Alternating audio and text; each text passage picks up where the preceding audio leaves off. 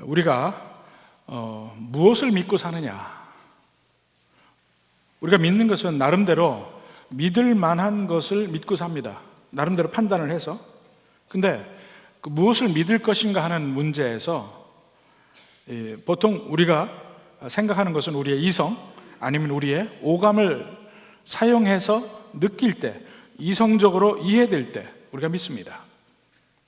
근데 과연 우리가 이성적으로 판단하여 믿을 만하다 생각해서 믿는 그것이 전부냐 이거예요. 우리의 오감으로 인식하는 것만 실체가 있느냐? 그것은 아니지 않느냐 이겁니다. 우리 이성의 문제를 임마누엘 칸트가 한번 다뤘습니다. 순수 이성 비판이라는 책이 있죠. A Critique of Pure Reason이라는 책입니다. 순수 이성 비판. 그러니까 이성이 아주 순수해지면 그것으로 모든 것을 다, 모든 이 세상의 실체를 다 파악할 수 있느냐? 그것은 아니라는 거야. 그건 아니라는 겁니다. 오히려 그 우리의 이성으로 판단하는 것은 한정되어 있고 그것이 아닌 실체들도 있을 수 있다는 것입니다. 이것이 일종의 우리의 생각의 사고 틀입니다.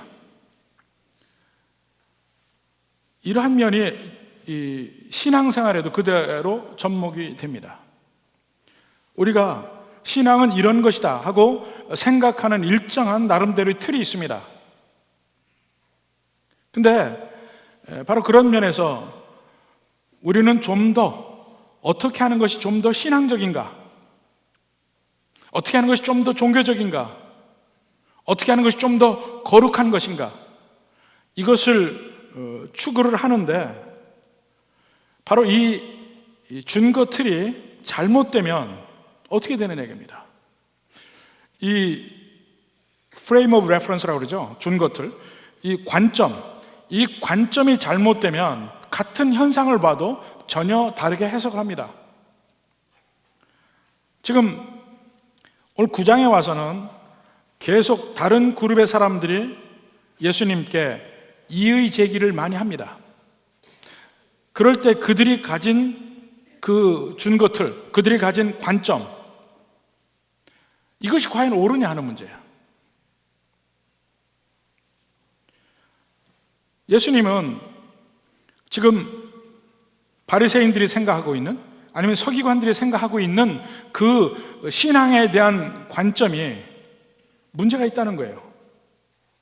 거기에는 하나님이 이야기하시는 면과 다르게 인간이 생각하는 종교적 전통, 그것이 들어가서 그것이 전부라고 생각을 하는데 과연 그러냐?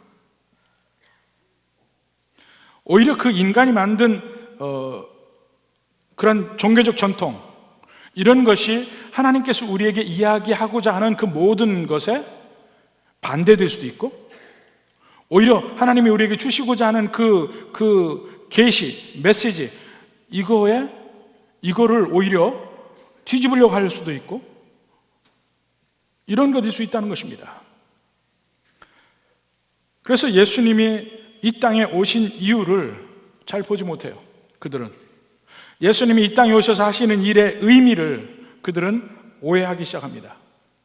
바로 그러한 배경에 따라서 예수님이 이 포도주 가죽 부대에 대한 비유를 이야기합니다. 자, 17절부터 봅시다. 사실 16절도 봐도 마찬가지인데 17절 봅시다. 새 포도주를 낡은 가죽 부대에 넣지 아니하나니 그렇게 하면 부대가 터져 포도주도 쏟아지고 부대도 버리게 됩니다. 새 포도주는 새 부대에 넣어야 둘이 다 보존되느니라. 예수님이 비유를 이야기할 때 새 포도주, 낡은 가죽 부대, 새 가죽 부대, 이것이 각각 무엇일까요? 새 포도주는 지금 예수님께서 새롭게 가지고 온 천국 복음, 이 땅에서 전파하는 예수님의 천국 복음이 새 포도주예요. 낡은 가죽 부대는 뭐냐면 그들의 서기관과 바리새인의 그 관점, 그들의 준거틀, 이것을 가지고 예수님이 새롭게 가져온 천국 복음을 볼 때 잘못 생각한다는 겁니다. 서기관과 바리새인들은 지금 전통적인 유대주의적 관점을 가지고 있어요. 근데 그 전통적인 유대주의의 관점이 사실은 성경과 어긋나는 것입니다. 그래서 새로운 관점이 필요해요. 예수님이 말씀하시는 천국 복음을 이해할 수 있는, 진정한 하나님의 뜻이 무엇인지를 알 수 있는 그러한 새로운 준거 틀이 필요한데, 그게 있어야 비로소 예수님이 하시는 일, 예수님이 전한 복음, 이것이 다 이해될 수 있다는 거 아닙니다.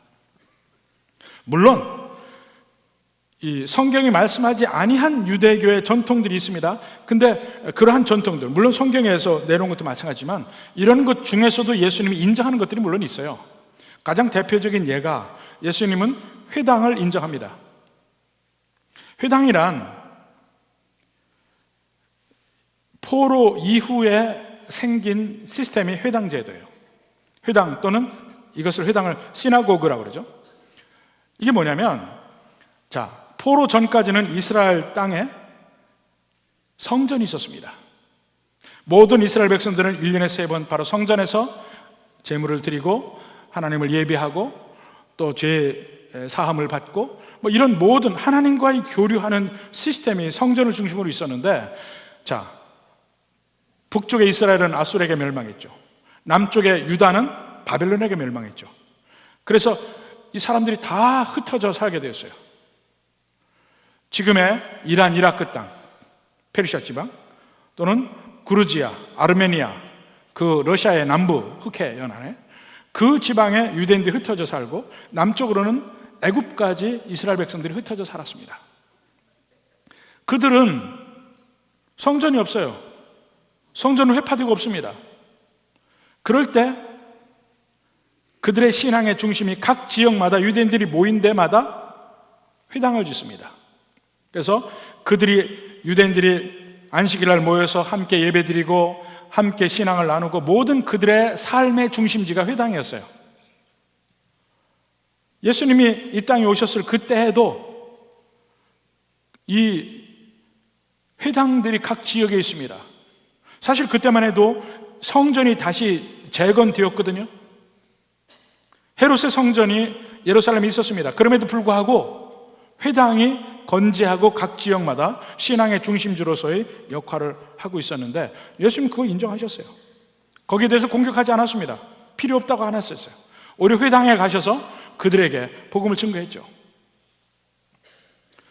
또 유월절 식사, 최후의 만찬에서 보듯이 유월절 식사 예수님이 지키셨습니다. 절기 때마다 또 성전에 올라가시기도 했고. 그렇지만 그것들 말고 그 유대교의 전통 중에서 하나님의 계시의 말씀과 오히려 반대되는 것들은 철저하게 배격합니다.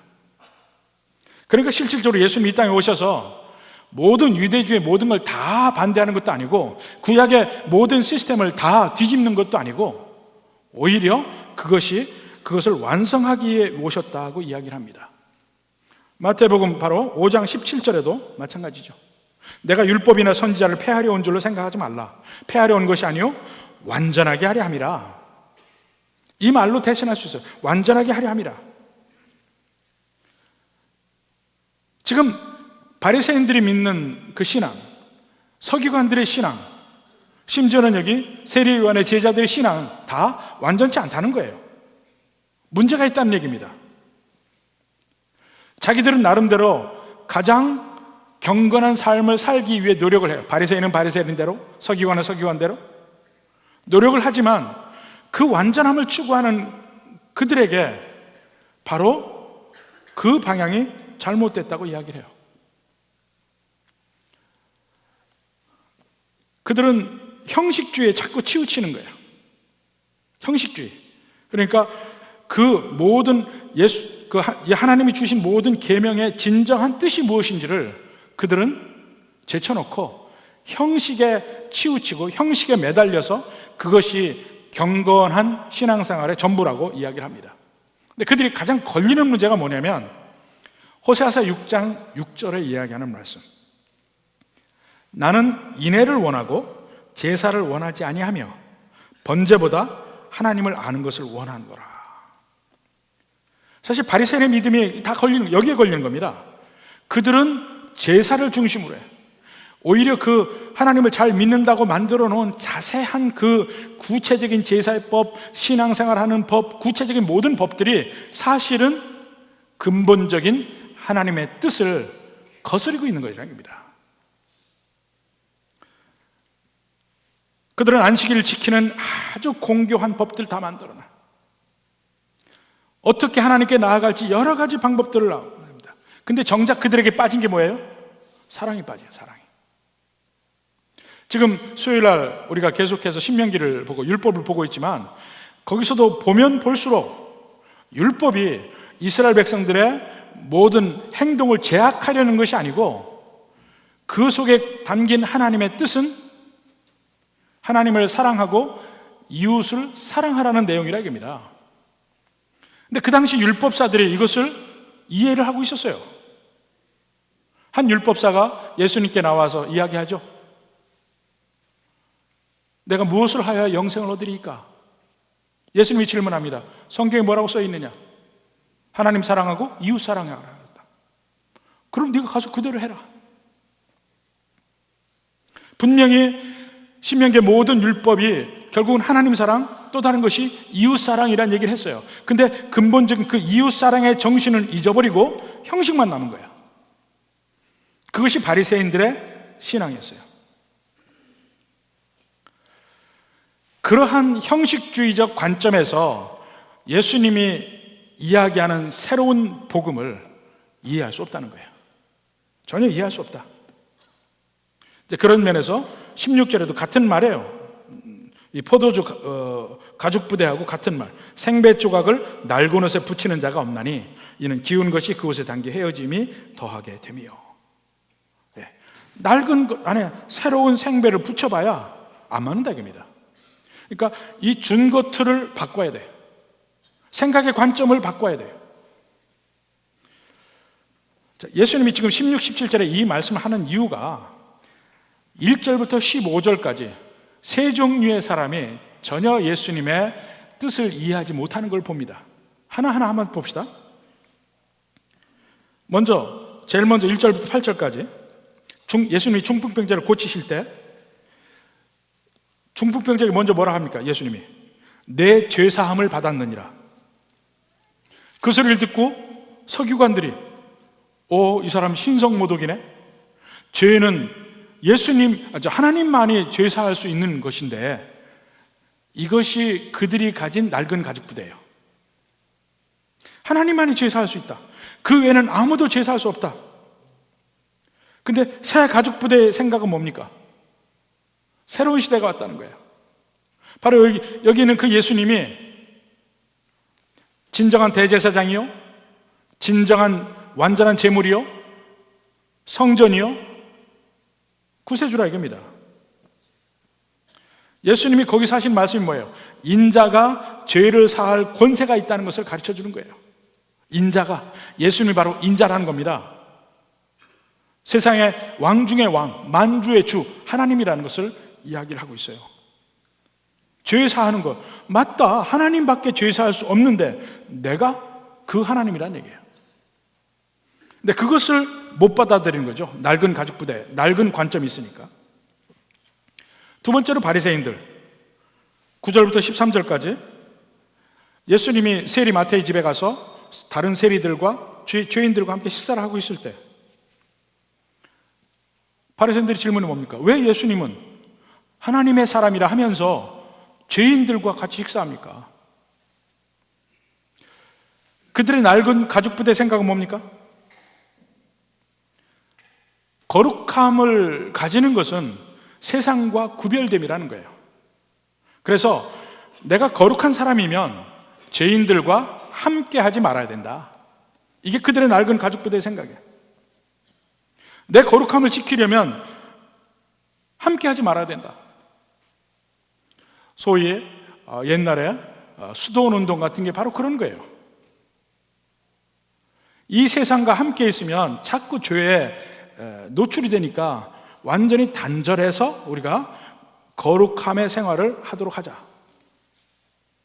근데 그것이 낡은 가죽부대란 말입니다. 새로운 가죽부대는 뭡니까? 물론 거룩함이 구별됨이라는 걸 인정해요. 그래서 우리가 거룩하게 살려고 할 때에 세상 사람들의 잘못된 습관, 세상 사람들이 짓는 죄들, 이런 모든 것에 내가 물들면 안 됩니다. 그렇지만 그들과 접촉하는 것조차 하지 말아야 된다. 이건 잘못됐다는 거예요. 오히려 이 세상에 하나님의 사랑을 전하고 하나님께서 말씀하시는 그 기쁜 소식을 전하기 위해서는 그들과 접촉하지 않으면 안 되죠. 그래서 우리가 그걸 접촉점이랍니다. 접촉점에서 우리가 함께 그들을 만날 수 있어야 그들에게 복음을 증거할 거 아닙니까? 우리는 종종 전도하라고 하면요, 내 주변을 생각해 보면 다 믿는 사람들이야. 누구를 전도해야 될지 모르겠어. 그래서 결국 전도하는 사람이 누구냐? 아파트 경비하는 분들이나 아니면은 내가 머리 하러 가는 미장원 주인이나 이런 사람들밖에 없습니다. 왜냐하면 안 믿는 사람과 전혀 관계가 끊어져서 전도할 사람이 없어요. 근데 우리가 세상의 빛과 소금이 되라는 얘기가 뭐냐 이게요.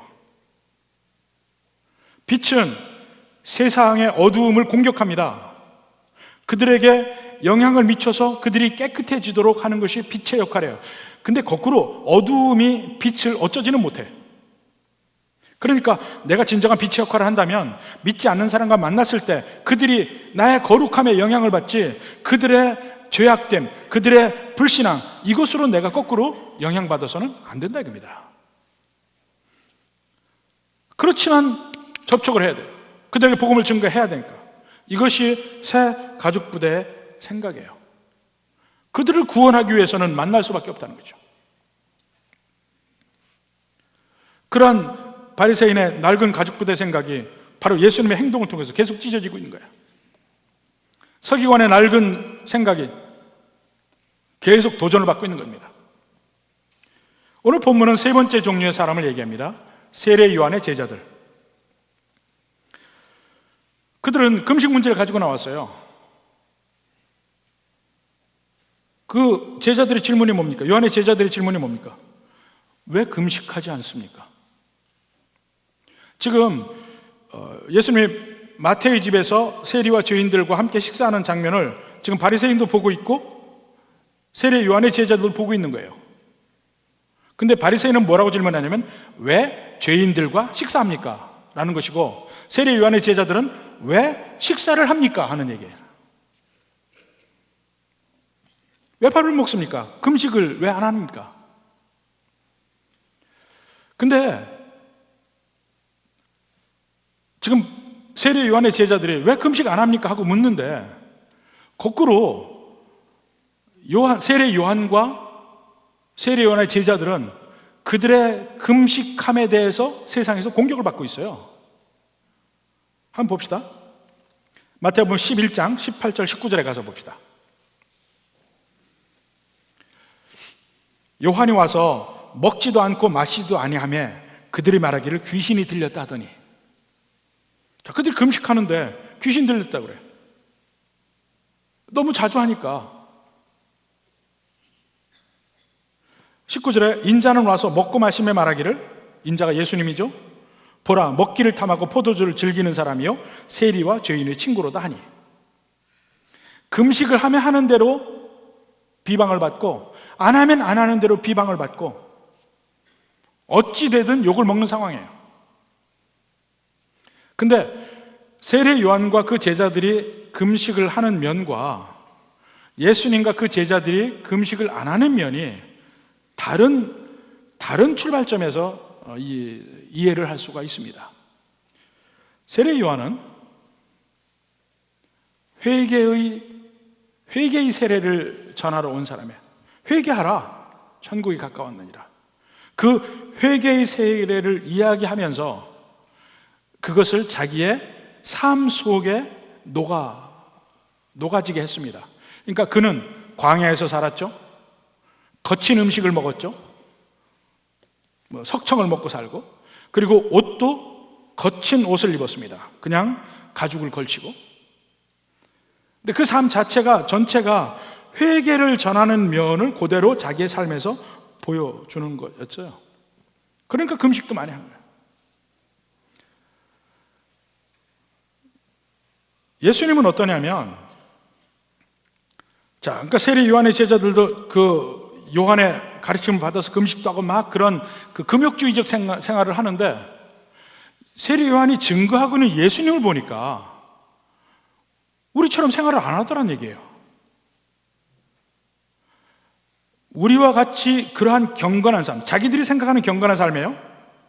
그게 낡은 가죽 부대죠. 경건한 삶을 예수님도 살고 예수님의 제자들도 살기를 기대해요. 근데 그렇지 않아요. 그래서 질문하는 겁니다. 물론 예수님도 금식에 대해서 가르치셨어요. 금식도 실제로 하셨고, 제일 먼저 그 공적 생활을 하시기 시작할 때 40일간 금식하시잖아요. 이 중에서 40일간 금식한 분이 있습니까? 금식을 하셨어요. 누구보다도.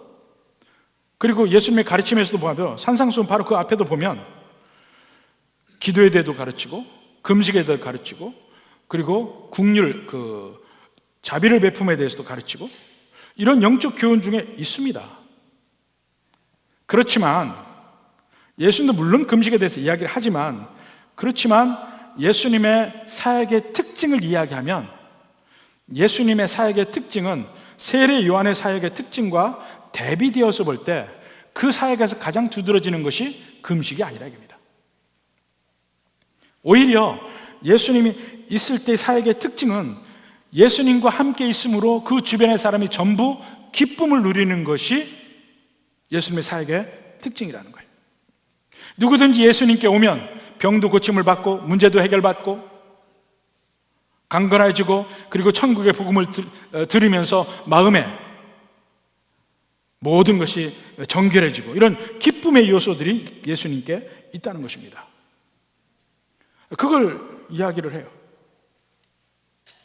그러니까 그런 면에서 예수님이 식사를 한다고 하는데, 그 식사하는 광경을 바리새인이 보고 있고 세례 요한의 제자들이 보고 있어요. 이게 무슨 시츄에이션입니까 이게? 보고 있어요. 그래서 아마 이때가 바리새인들이 일주일에 이틀 금식합니다. 월요일하고 목요일 금식을 하는데 이때가 아마 목요일이 아닐까 이렇게 생각을 해요. 목요일이니까 바리새인 금식하고 있어요. 아마 세례 요한의 제자들도 금식을 하고 있을 거야. 그러니까 그들이 음식을 먹고 있는 걸 보고 있으면서 그들이 안 먹고 있으니까 관찰을 하고 있는 것 같아요. 그 목요일이니까 우리 다 금식하는데 왜 금식 안 합니까? 그 얘기가 맞아지게 되는 거죠. 실제 거기서 잔치를 하고 있는 세일이나 죄인들은 애초에 금식하고는 관계가 먼 사람들이야. 그러니까 목요일이 됐든 뭐 하든 잔치하고 먹어요. 근데 바리새인과 요한의 제자들은 금식하고 있으면서 지금 보고 있는 거야. 왜 금식을 안 합니까? 바리새인들은 왜 죄인과 함께 식사합니까? 문제 제기가 조금씩 다르죠, 관점이. 근데 그 전부 다 그들의 생각이 각각의 자기의 그 준거 틀에서 자기의 관점에서 이야기를 하는데 전부 낡은 것들이라. 낡았다는 것이 뭐냐면 예수님이 누구이신지를 볼 수 있는 그런 관점이 아니에요. 그들이 가지고 있는 것이 새로운 가죽부대라면 예수님이 누구이신지를 제대로 볼 수 있어야 되는 거예요. 그 능력입니다. 지금 거듭거듭 이야기하지만 지금 갈릴리 전기 사역이에요. 예수님의 갈릴리 전기 사역에서는 이 마태복음에서도 16장까지는 전부 모든 초점이 예수님이 누구이신가에 가 있습니다. 여기도 결국은 이 서기관의 문제, 바리새인의 문제, 세례 요한의 제자들의 문제가 뭐냐? 예수님이 누군지에 대해서 넘어진 거예요. 예수님이 누군지 모르는 겁니다. 이해가 안 돼. 그렇지만 바리새인과 서기관들은 예수님을 공격하는 것이고, 세례 요한의 제자들은 진짜 몰라서 묻고 있는 거예요. 그러니까 그들에게는 아주 강하게 거칠게 이야기를 안 하십니다. 설명을 해 주십니다. 금식하지 않는 이유가 뭐냐? 15절에 나오죠. 혼인집 손님들이 신랑과 함께 있을 동안에 슬퍼할 수 있느냐? 지금 예수님이 죄인들과 함께 식사하고 있는 이 장면이 혼인집 잔치라는 얘기예요. 혼인집 잔치다. 이 예수님이 논쟁이 있을 때마다, 그때마다 예수님의 대답을 보면 정말 놀랍다는 생각을 합니다. 도저히 사람의 생각으로는 할 수 없는 생각들을 툭툭 이야기를 하셔요.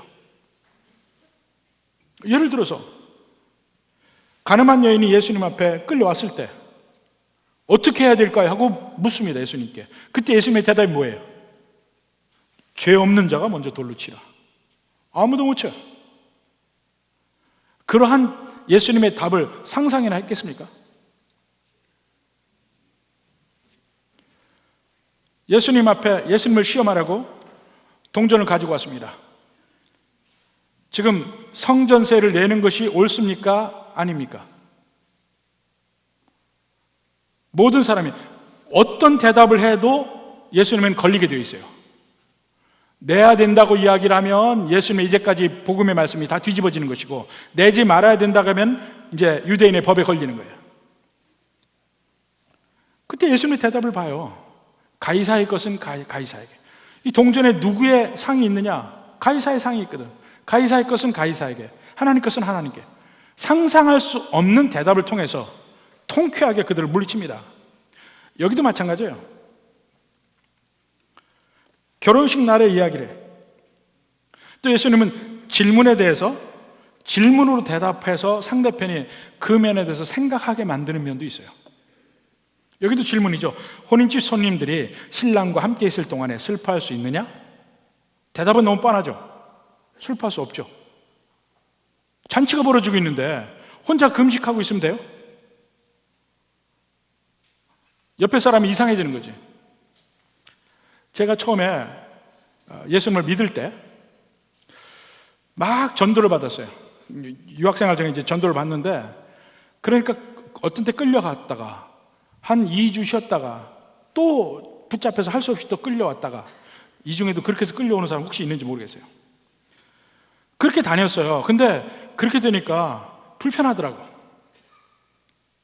그래서 새해로 넘어가면서 제가 결정을 했습니다. 그래, 한번 믿어보자. 언제나 거기서 이야기하는 거를 언제나 내 생각으로 반박을 하면 끝이 없더라고. 그래서 우선 내 생각은 유보하고 그 안에 한번 들어가 보자 그랬어요. 그리고 이게 잘못됐으면 언제든지 내가 빠져나올 만한 능력이 내게 있다고 믿었으니까 한번 그 안에 들어가서 보면 제대로 그들이 이야기하는 게 뭔지 이해할 수 있을 것 같다. 그래서 먼저 한번 빠져보기로 결정을 했어요. 그래서 제일 먼저 한 게 1월 1일 결단을 하고 3일 동안 금식하기로 했습니다. 근데 그 연말 연시에 제게 가장 친한 친구도 유학을 왔는데 다른 주에서 있어요. 저는 뉴욕주고 그 친구는 인디애나에 있었는데, 저는 결혼을 해서 왔고 그 친구는 결혼을 못하고 혼자 왔어요. 결국은 그 방학이 돼서 12월 달에 저희 집에 와서 이제 한 2, 3주 같이 있다 갔습니다.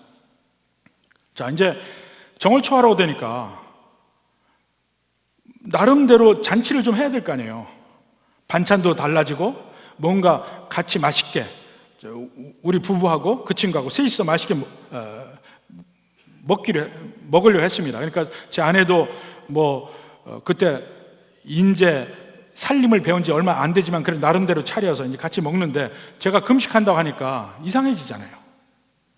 그 친구는 친구라고 와서 같이 즐겁게 먹으려고 하는데 저는 금식한다고 오렌지 주스를 딱 놓고 금식을 했어요. 3일 동안 금식을 하는데 전혀 힘이 안 들어. 근데 왜 그런지 몰랐어요. 주스를 먹는데 어떻게 금식이 돼, 그게. 그때는 몰라가지고 먹었어요. 오렌지 주스 이것만 먹고 금식할 수 있다. 딱 그 주스 하나 놓고 제 아내하고 그 친구하고는 이제 좀 반찬을 많이 차려서 먹는데 그 친구가 영 나한테 나중에 짜증을 내는 거야. 야, 사람 불러놓고 이렇게 하면서 너 혼자 안 먹으면 어떡하냐. 이제 이런 식이에요. 결혼식 잔치가 있는데 나는 금식한다. 이게 말이 되냐 이거야. 그런 비유를 들어서 이야기를 합니다. 유대인의 그 결혼식은 7일간 합니다. 7일간 하는데 그때 막 사람들이 중간에 왔다 갔다 하면서 계속 잔치를 참여해서 같이 즐겁게 먹어요. 근데 예수님이 바로 이 혼인잔치와 신랑에 대해서 비유적으로 이야기하는 이유가 있습니다. 자, 예수님이 이 땅에 오셔서 제일 먼저 한 기적이 뭐냐면 가나의 혼인잔치에서 물을 포도주로 변하게 한 거예요. 혼인잔치를 더 즐겁게 하면서 바로 그 기적이 제일 첫 번째 기적이라는 데 의미가 있고, 예수님의 모든 사역을 바로 이 혼인잔치의 신랑이라는 면에서 설명을 하고 있습니다. 그 관점에서 보라 이거예요. 근데 그런 면은 세례 요한도 이미 그 관점을 가지고 있다는 것을 알 수가 있습니다.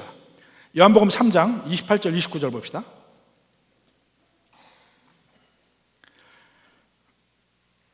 다른 사람들이 계속 세례 요한에게 당신이 그리스도입니까? 계속 물을 때 이야기해요.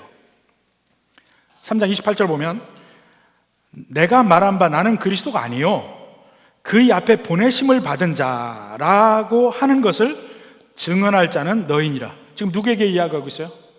세례 요한이 자기 제자들에게 이야기하고 있어요. 너희는 내가 그리스도라고 이야기하지 말고 나는 그리스도 앞에 보내심을 받은 자라. 너네 선생이 그런 사람이라는 걸 다른 사람에게 이야기하라는 거예요. 그 앞에 보내심을 받은 자라. 앞에 보내심을 받은 자가 하는 건 뭡니까? 뒤에 올 그리스도가 이분이 바로 그리스도요, 이걸 증명하는 역할을 하는 거예요.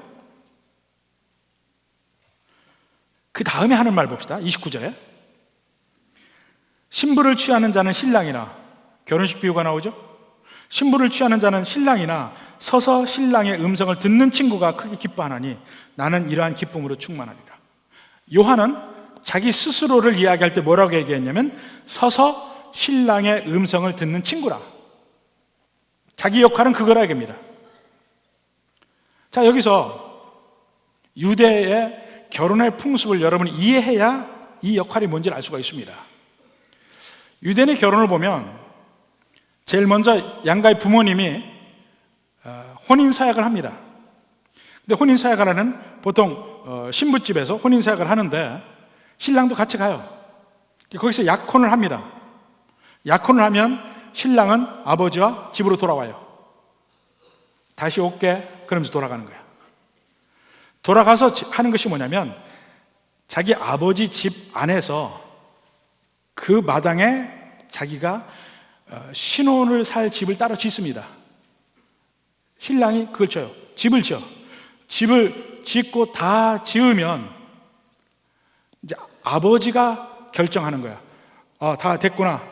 이제 가서 신부를 데려오라. 그러니까 가서 데려오라 하는 것은 아버지가 결정하는 거예요. 아들은 집만 지어놓고 아버지만 눈치만 보고 있어요. 어느 날 아버지가 자 이제 갔다 와라. 그러면 이제 신랑은 자기 친구들과 함께 밤에 가서 신부를 데려옵니다. 근데 이 밤에 가서 데려오는 게 왜 그러냐면 일종의 한국에도 있었습니다. 보쌈이라는 풍습이 있었어요. 여러분 보쌈을 아십니까? 그 놀부 보쌈김치가 아니고 보쌈이라는 게 뭐냐면 옛날에 우리나라에 과부들이 있잖아요. 근데 이 과부들을 시집을 보낼 때 낮에는 못합니다. 그래서 밤에 억지로 데려간다는 면에서 보쌈을 해와요. 그러니까 신랑 집에서 그 과부 있는 집에 가서 데리고 나와서 가서 그냥 사는 게 이게 보쌈이에요. 근데 유대인의 결혼도 그런 식으로 했습니다. 신랑이 이제 밤에 신부 집을 가요. 근데 어느 날짜에 갈지는 신부는 모르고 있는 거예요. 왜냐하면 그것은 그 신랑의 아버지가 결정하니까 어느 날 가라. 대충 짐작은 하지만 몰라요. 그러니까 갑자기 가서 데려오는 식으로 하는 거예요. 어느 정도 이해는 하고 있지만, 예상은 하고 있지만, 들어가서 신랑이 왔다고 막 소리치고 앞서 신랑 친구들이 가면 신부집에 남자란 남자는 전부 들어가야 돼. 나오면 안 돼요. 그래서 신부의 아버지, 신부의 오빠, 남동생은 전부 문틈으로 볼 수밖에 없어요. 그 신랑과 친구들을 맞이하는 건 누구냐면 신부 친구들이에요. 신부 친구들이 맞이해서 이제 신부를 데리고 신부 친구들이 같이 갑니다. 그때 갈 때 밤이니까 전부 횃불을 들고 밤에 같이 가요. 이게 열천의 비유에 거기 나오는 거예요. 횃불을 들고 신랑 집에 갑니다. 그럼 신랑 집에 딱 도착을 하면 그때부터 일주일 잔치를 해요. 일주일 잔치가 시작이 됐습니다.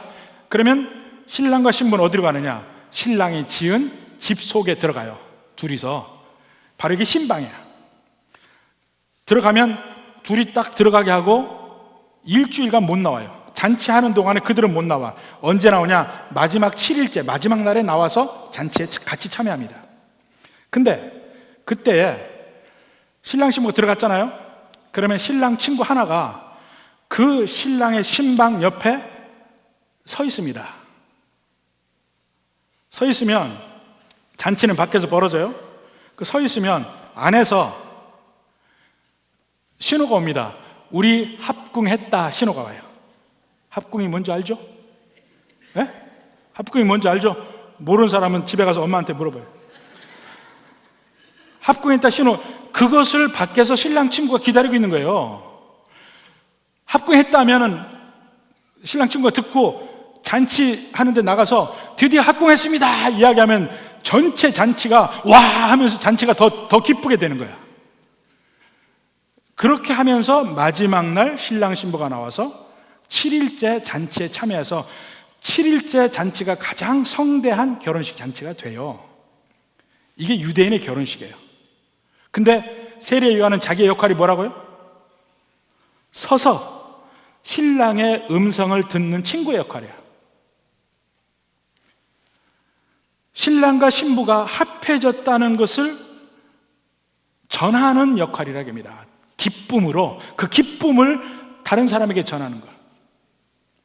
세례 요한이 바로 예수님이 신랑이라는 것을 증거하는 사람이에요.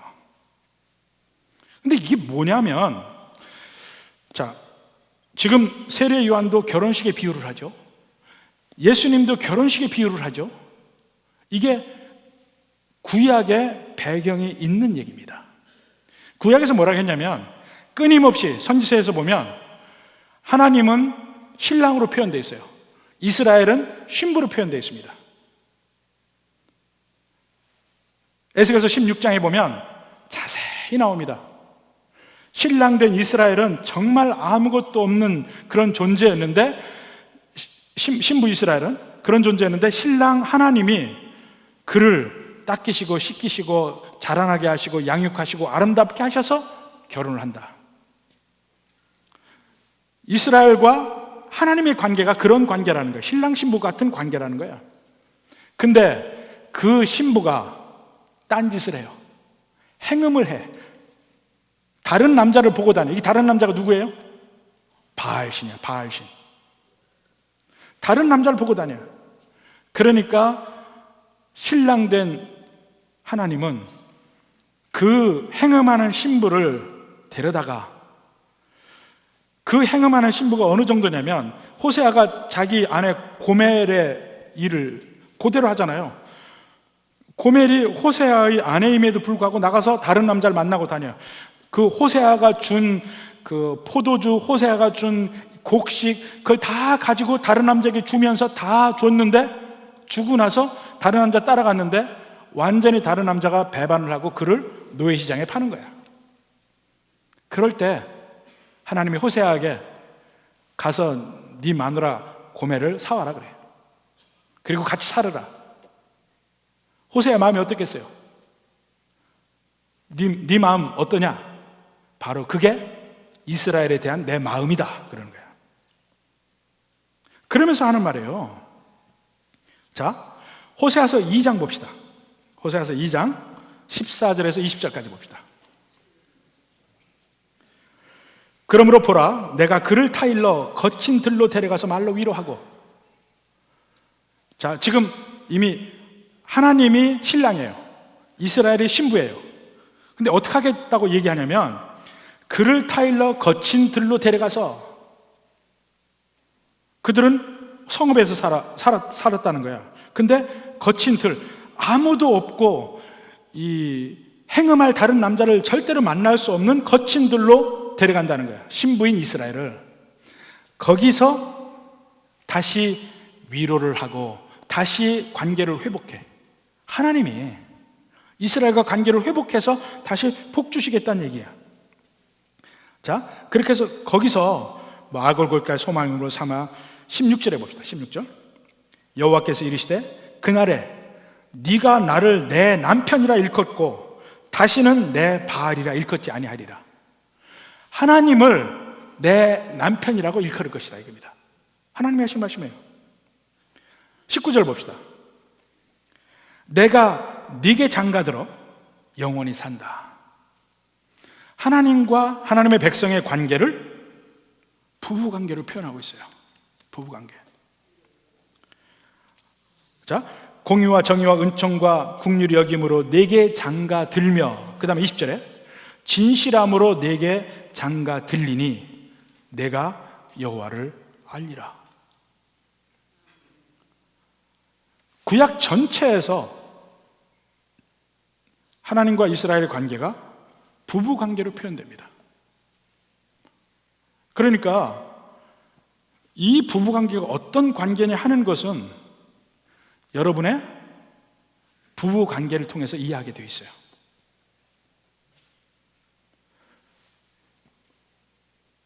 여러분의 부부관계 어떻습니까? 서로 안 맞아요. 처음에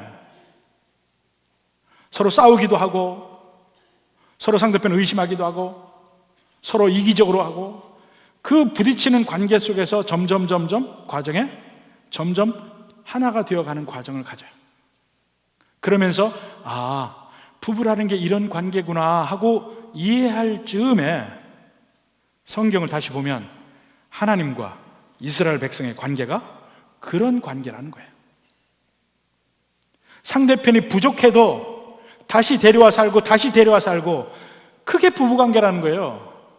그리고 그러한 부부관계를 살아갈 때 하나님이 여기서 나는 네 남편이다 하고 이야기할 때 그 의미를 알게 된다는 겁니다. 복음적 삶은요, 부부관계든 이 세상 누구와 살든 간에 부모와 자식 간의 모든 관계도 사실은 그 관계 속에서 하나님과 우리의 관계를 이해하고 복음의 관계를 이해하게 되어 있어요.